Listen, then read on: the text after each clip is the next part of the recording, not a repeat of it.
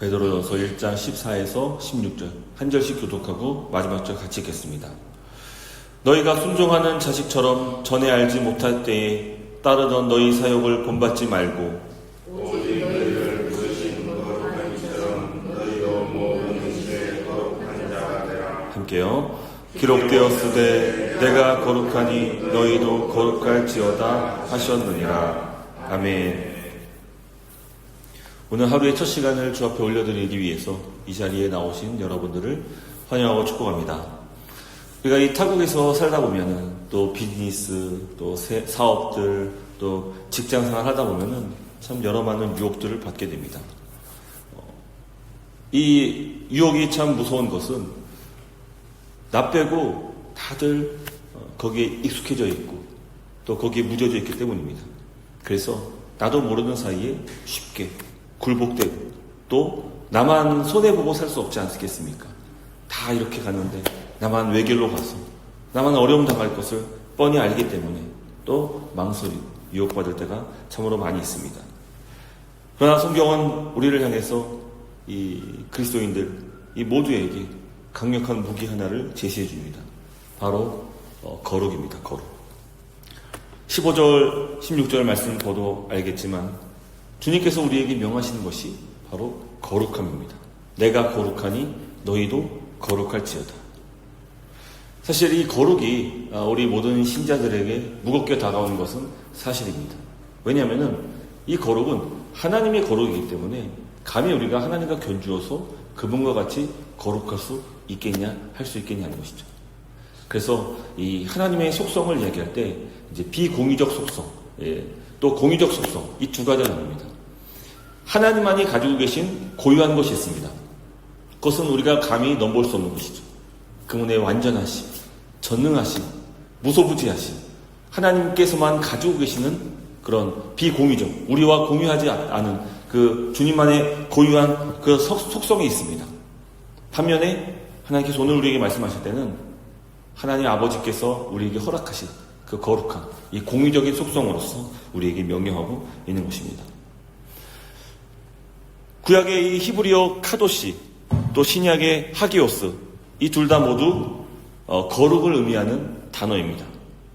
거룩의 본래 의미는 도덕적으로 무결함이 아닙니다. 그 말씀 이전에 분리됨, 구별됨을 뜻합니다. 수많은 군중들이 있습니다. 하지만 거기에 각자가 구별되는 것이죠. 예를 들면은 우리 자녀들이 학교를 다니고 있을 때 이제 학교를 찾아갑니다. 거기에는 수많은 아이들이 있습니다. 수백 명의 아이들이 있을 겁니다. 하지만 그 중에 딱 한 명만 우리 눈에 들어옵니다. 딱 구별돼서 우리 눈에 들어옵니다. 내 자녀이기 때문입니다.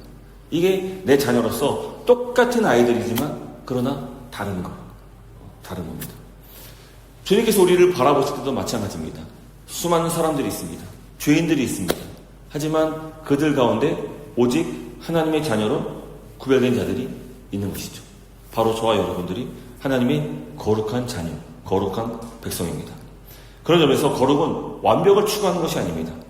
바로 우리가 먼저 하나님께 선택받은 것이 1차적으로는 구별되었습니다. 우리는 거룩한 존재입니다. 하지만 거기서 그쳐서는 안 되는 것입니다.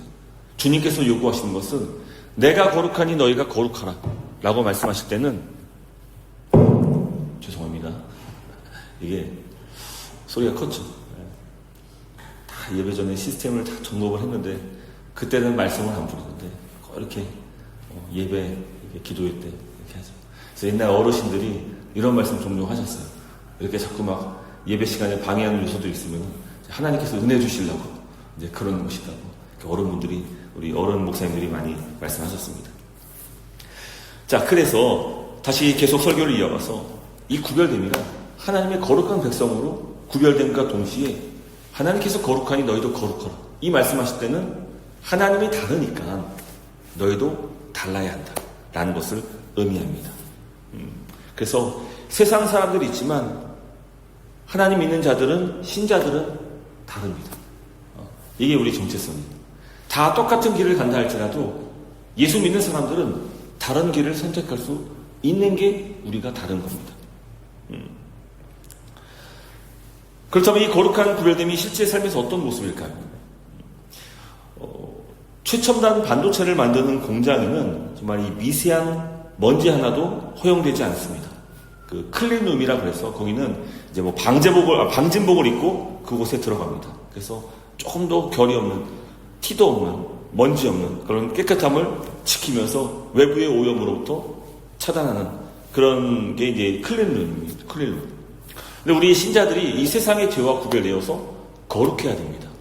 그러니까 세상 사람들은 죄인이기 때문에 이 죄가 그들의 본성이고 본능입니다. 하지만 우리에게는 죄와 구별됨이 마음으로부터 나오는 것이죠. 하나님 자녀면 하나님 거룩한 백성이기 때문에 세상 사람들과 똑같이 행동하면서도 우리는 그 안에서 하나님의 거룩함을 경험하면서 그 말씀을 따라 우리는 마음이 달리 가는 것입니다. 행동도 달리 가야 되는 것이죠. 하지만 그것이 이제 현실 속에서는 참 어려울 때가 많이 있습니다. 베드로는 그 원인을 14절에서 이렇게 말하는데 바로 사욕 때문이다. 옛된 우리의 사욕 때문이다. 라고 말씀합니다. 우리가 예수님을 알기 전에 세상의 힘의 방식, 그 논리를 가지고 살았던 그 모든 것을 여전히 완전히 버리지 못한 채 이 옛 사욕에 가로막혀 있는 것이죠. 인도네시아에서 여러분들은 정말 오랫동안 사셨기 때문에 아마 저보다 더 많이 아실 거예요.